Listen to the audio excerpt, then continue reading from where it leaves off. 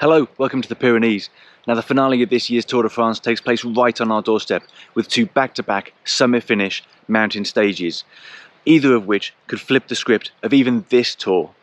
I went and rode both to share with you the incredible experience of riding these routes and to see what's in store for the pros. Here's stage 18 from Pau to Luz Ardiden. Hello, welcome to the Pyrenees. Stage 18 of this year's Tour de France, the deciding mountain stage.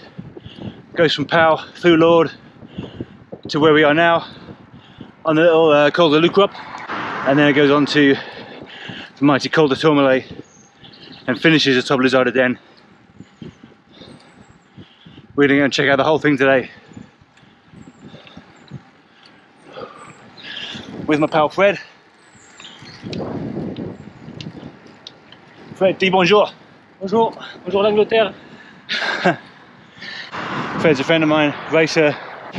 Basically been flexing on each other for an hour so far this morning already. It's an absolutely banging day to go and do this.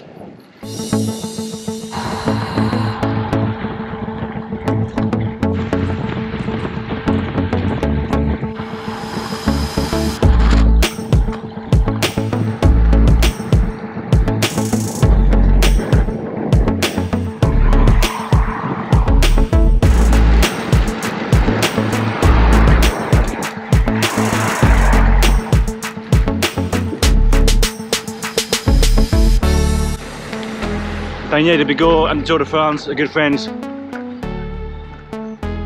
and visit regularly.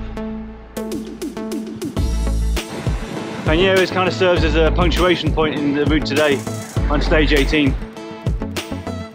Up to now, possible exception of Col de Lucrop, it's all really easy. The route starts dragging up from here, very gently to start with, then gradually more so.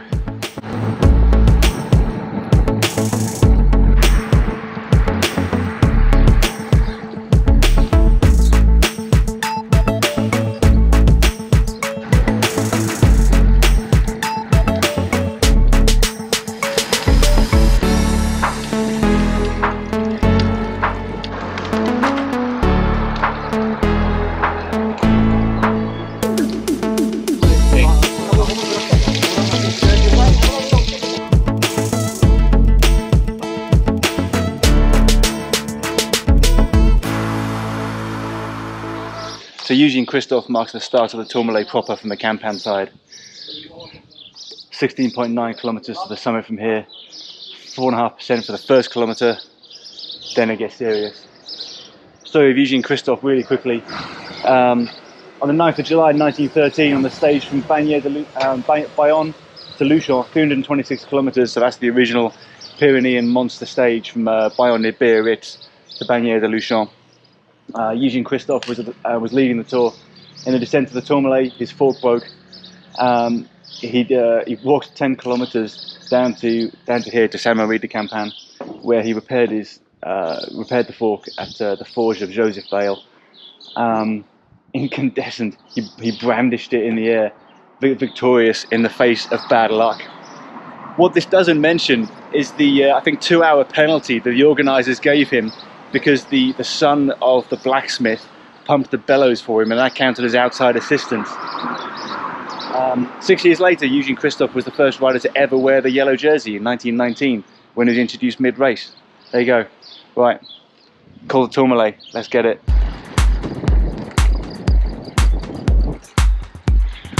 So the first few kilometers of the Tourmalet rolls along like this. And there's an amazing view of what's to come.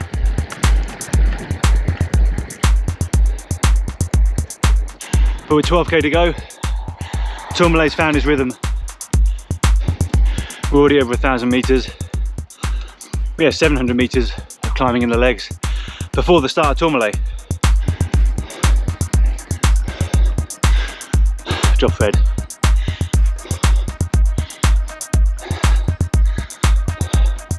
He was very excited at the start of the ride. I think he's regretting that now. That's 10k to go. It's 34 degrees now.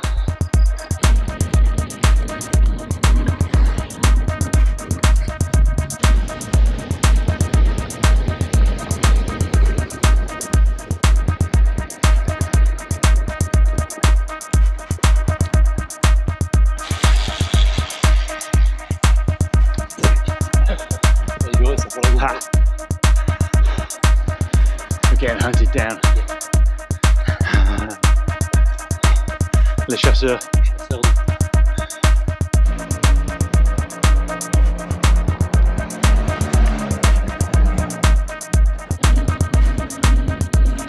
Merci. So there's La Mongie. This is where it starts to really get a bit grippy. Got 9% here. Steepest bits are still to come. Tourmalet never gets crazy steep, but steep enough, and it's so long and completely unrelenting. Once it hits its stride a couple of K in, that's it.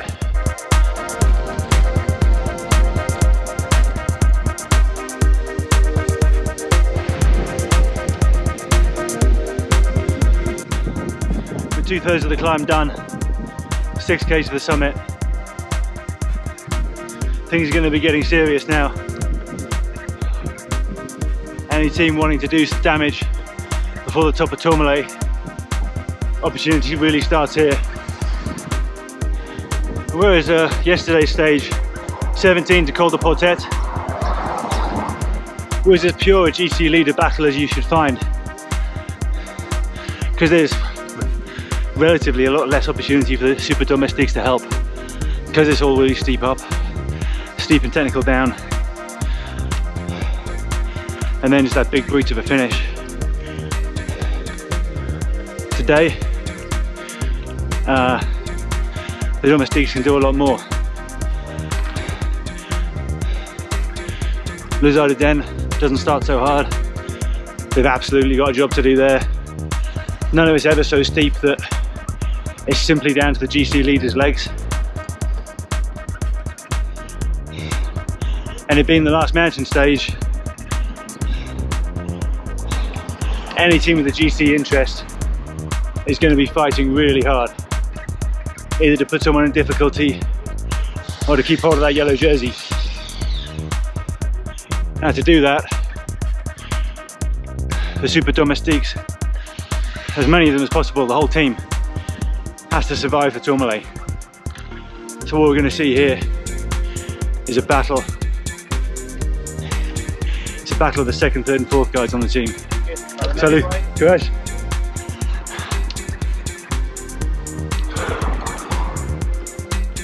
You'll see teams putting the hurt on each other, team against team, trying to isolate their rivals. And what an arena to fight in, huh?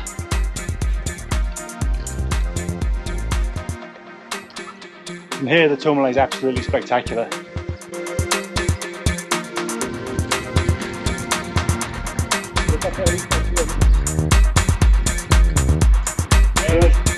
So stage 18, back to back with the massive mountain day that was stage 17.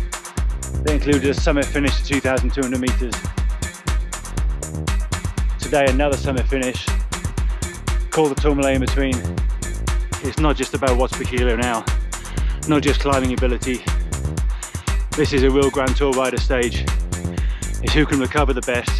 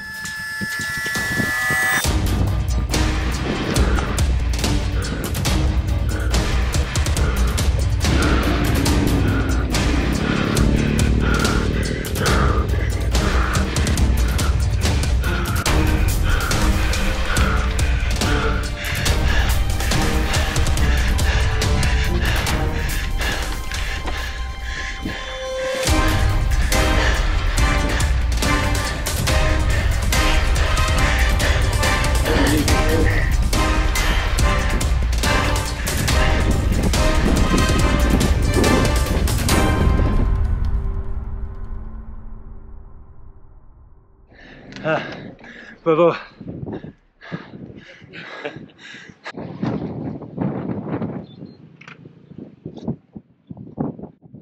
Bravo!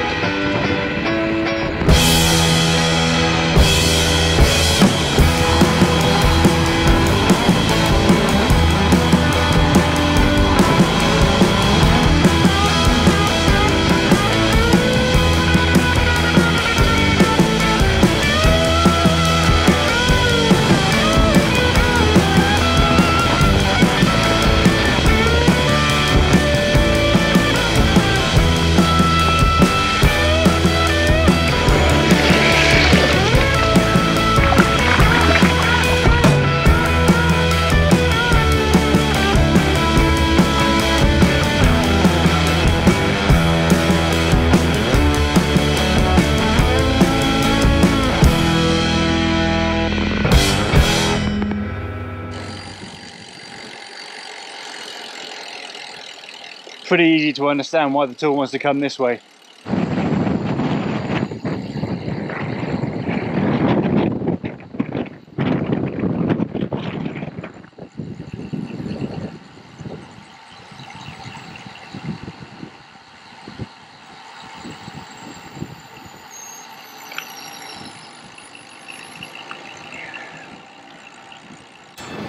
And so on to Luz Ardiden. Final climb of this year's Tour de France. All category, 13 kilometers, bit under 8% average, but average gradients never tell the whole story. It's a bit of a giveaway when you start off at 2% in the big ring. You know it's going to get a whole lot tougher, and Luz Ardiden does. Happily though, it's all been resurfaced.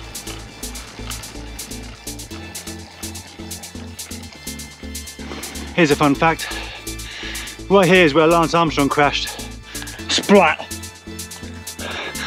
In 2003. When he caught his handlebar on a musette. Of course he went on to win that stage with an incredible performance. And he had to wait another 9 years for his real downfall. I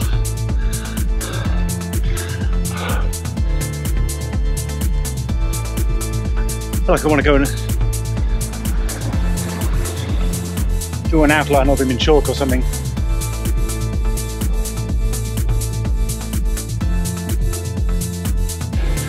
We're about 4k into the climb. This is the village of Grust.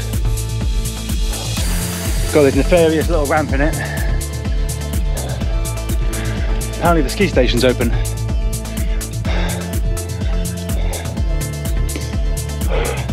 It's 33 Celsius. 9k to go.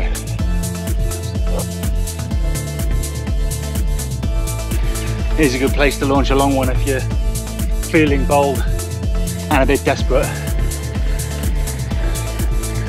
Just over 8k still to go. And there's a nice disruptive flat hairpin into this 11% gradient.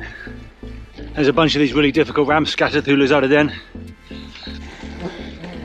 What a stunning setting for the tour finale. Coming up to 2k to go. Gradient shooting up. 9, 9.5. If you were hurting, and I am, that's the sort of thing that can break you.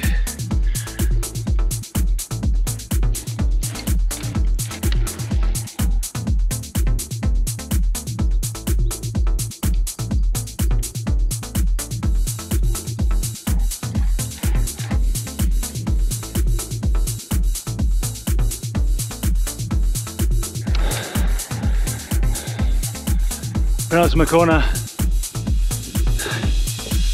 This is the final ramp where they'll sprint it out for bonus seconds.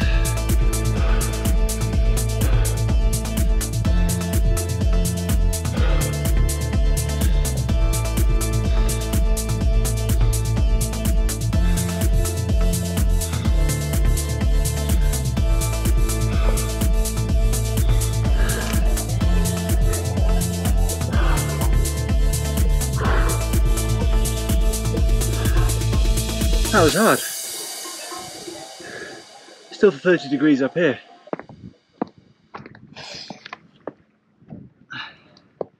Who am I kidding? I don't deserve any of these steps. So I hope you enjoyed Luz Ardiden.